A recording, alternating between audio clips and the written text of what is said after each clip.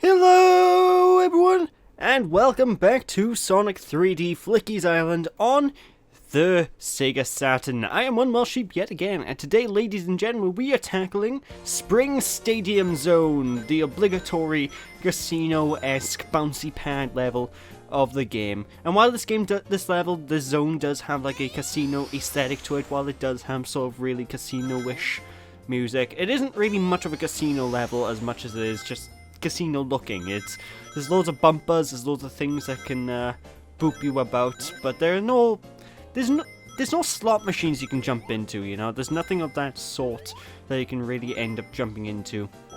But you will need to watch out because there are loads of spike traps along the floor that you have to constantly jump in order to not get booped, in order to not get pricked in the tootsies by them. So be careful of that, and you will also find loads of balloons along the way this time around, ladies and gents, too, where you'll just need to bounce off words. You need to bounce off the balloons in order to just gain extra height and to go past loads of tricksy traps that Eggman has chucked into the area.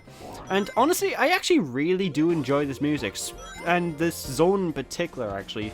The level design of the zone isn't the best, however, in this game. It's probably one of my least favorite zones overall, just because it's so many bumpers that boop you about. And I've never been a big fan of bumpers in these games, you know. I don't mind them, you know, I always tolerate them in Sonic games. But, sometimes it can be a little bit obnoxious, especially if you lose control of Sonic, which is really easy to do with this one, ladies and gentlemen. Like I said in one of the previous parts, Sonic is ultra slippery in the way he controls, you know, so it's very easy to lose control of him, and it's very easy to run into obstacles, and this zone is no exception. But fortunately, we got ourselves a bit of a golden shield, so our homing attack capabilities will help us out to get through this. What can I say?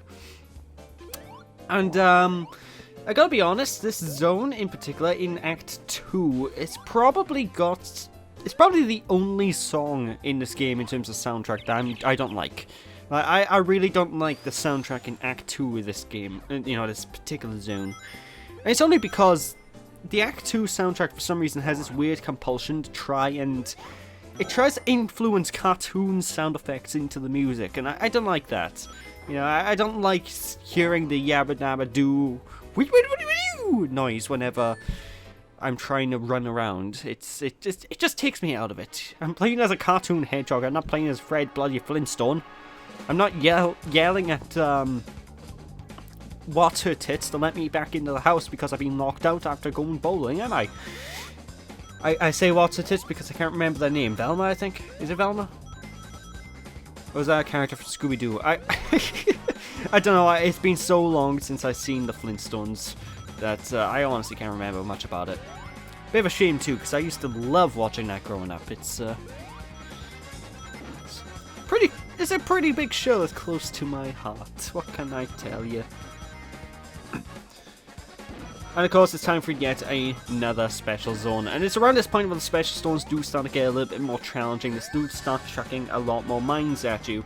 However, this game is very easy in regards to special zones. You know, it's definitely more than doable. Even if you clip a lot of the bombs, you will usually, I say usually because it's not all the time, but usually you will have enough rings to progress further, you know. So the special stage is really lenient in that if you know what you're doing, even if you get clipped by the bombs, you will not be able to fail these special stages if you know what you're doing, which I appreciate because there are so many Sonic games where I play the special zones and I get clipped by the bombs.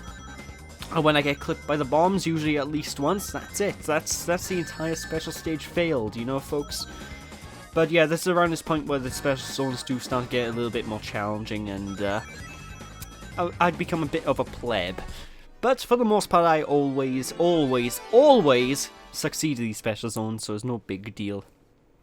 I have only ever failed one of these special stages once. I'm gonna leave that as it is, but yeah, I only failed these once in my entire time playing this game. So take that as you will. But anyway, thank you, Tails.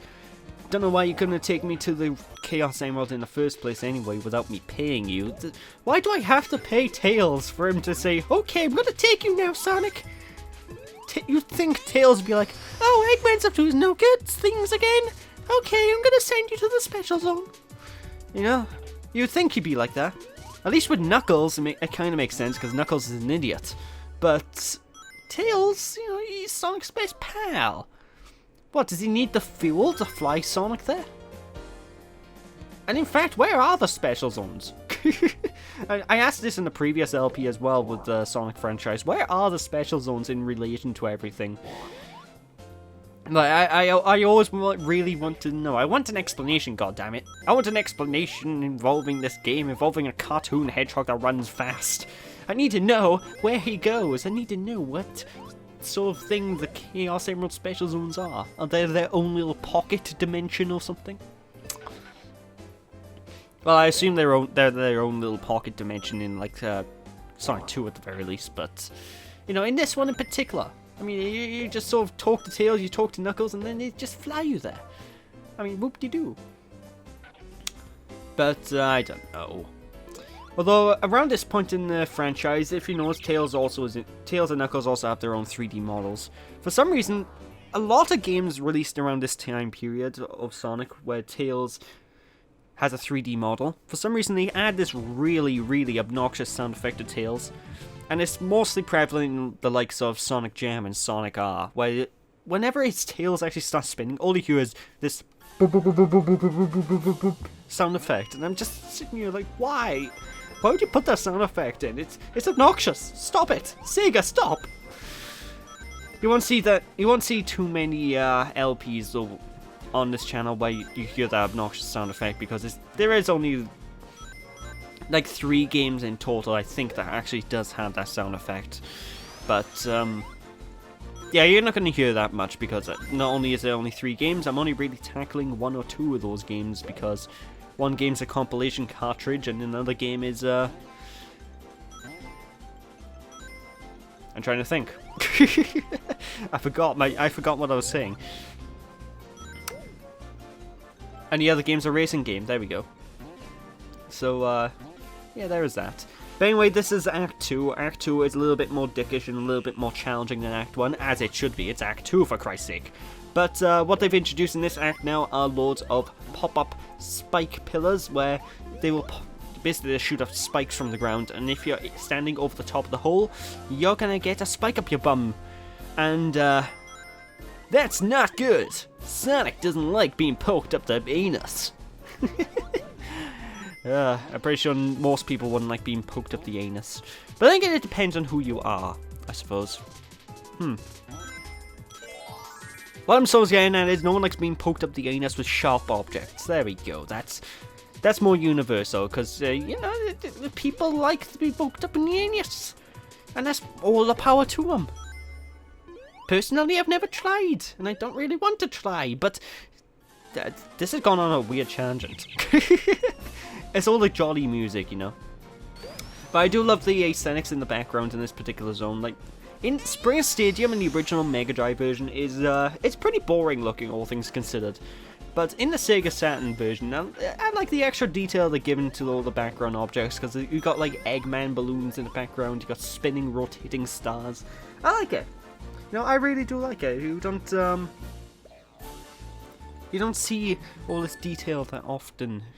You know, a lot of people really hate the Saturn version of Sonic in comparison to the Mega Drive version, because the actual art style, the actual detail, makes everything look a bit less Sonic-y and too dank and realistic. But I appreciate the extra detail. I'm just kind of disappointed that the color got sacrificed as well, because there was a lot of color in the original Mega Drive version of these games, which I think it appeals to kids a lot more just because of that reason. But the Saturn version is all really washed out in terms of its color scheme. The only time you really see lots and lots of color is in these special zones, which, to be honest, are the best looking parts of the entire game. I love these special zones. Oh.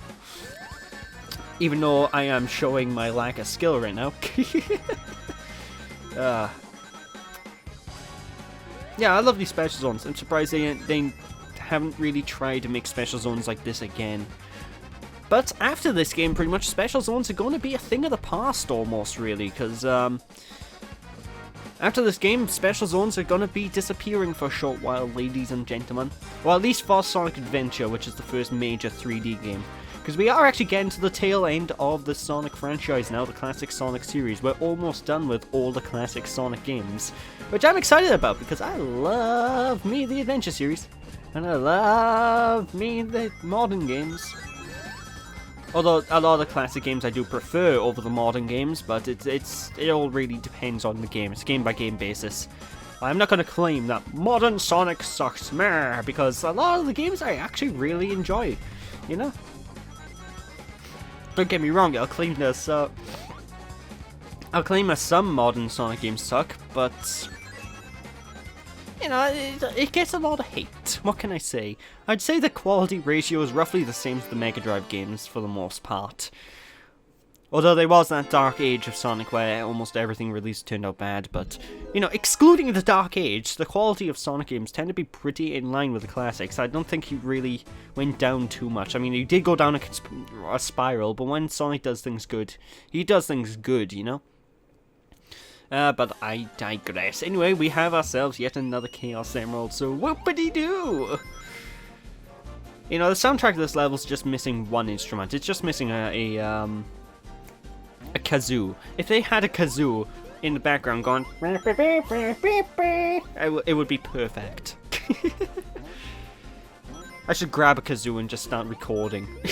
Just do a kazoo cover of Spring Stadium. You know what? I actually want to hear that, so if anyone on YouTube is skilled for the kazoo, please, I'm asking you, make a kazoo cover of Spring Stadium. I would listen to that shit. I would retweet that shit, and I will nag you to incorporate it into my video somewhere, probably. More than likely, it tends to happen a lot. But I digress. Anyway, the Blowfish Badniks, you probably noticed a couple of times during the course of this playthrough. Well, this particular zone anyway. They're going to be sticking with us throughout the entire course of the game from this point onwards. And the big issue with the Blowfish Badniks is whenever they're blown up, whenever the spikes are protruding from their body, they cannot be destroyed. If you try to boop them, if you try to jump into them, you will take damage and they will just continue. So there we go, spikes are portrayed now. And they can just go about their merry way. And even if you have invulnerability power-up, whenever those Badniks do puff out, even the invulnerability power-up can't destroy them. They are literally invulnerable for a short amount of time, so be careful when you see those Badniks. And you might be worrying about a lot of these Badniks that have loads of spikes protruding on the back, loads of spikes on their body, right? Because you would think, oh, they have spikes, I better not jump into the spikes, I better roll into these guys. I mean, I thought that for years, but no, that's not the case. Even though there's tons of spikes on these guys, they will generally... This guy's drunk. Wowza, Sonic, I'll get him eventually. Wow. But even though they have spikes on their back, if you jump on their back, it still counts as a hit. It still hurts them, and it doesn't hurt you, which I find kind of weird, but I appreciate just because the isometric viewpoint would make doing precision jumping an absolute nightmare. I'm going to be honest. But there we go, ladies and gentlemen, that is it for Act 2. So now it's time for the boss fight of Spring Stadium Zone. Which, it exists. The boss fight exists. It's a thing. Basically, Dr. Eggman's got this giant bongo drum playing machine. I don't know, maybe he wanted to play Donkey Kong Jungle Beat one day, so he invented this machine. And basically, he's going to hover around the arena very slowly. And basically what he's going to do is he's going to start pounding the ground to try and crush the blue hedgehog, or just ram into him. So what I sort of recommend is slowly maneuver around Eggman and go behind him and then just jump. For some reason, Eggman never gets the idea to turn around. I don't know why. I mean, it's pretty obvious that he's the smartest person. He has the highest IQ for a stupid person in the world. But, yeah, he never turns around, so just stand behind him, and when he comes near you, just jump up, and you can boop the cockpit that way, which will do some damage onto him. But, yeah, it's a very simple boss fight. As you hit him more and more and more, he will start getting faster and faster and faster in speed. So, he will get a lot more challenging as the fight goes on. And this is something that's always confused me in games. When boss fights get harder as they go along, you think it wouldn't be the case because bosses would be really easy to start out with, and as they get weaker, they'll get tougher to beat. But no, that's never the case.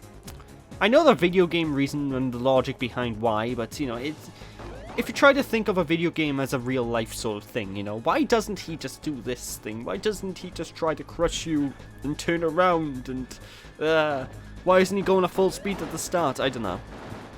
But continuously boop into him, and that is it for Dr. Eggman, and that is it for Spring Stadium Zone. So thank you all for watching, people. Hope you all enjoyed. Don't be sheepish, and I'll catch you all next time as we finish off more of Sonic 3D. So yeah, thanks for watching. Don't be sheepish, people. I'll catch you all then. Bye!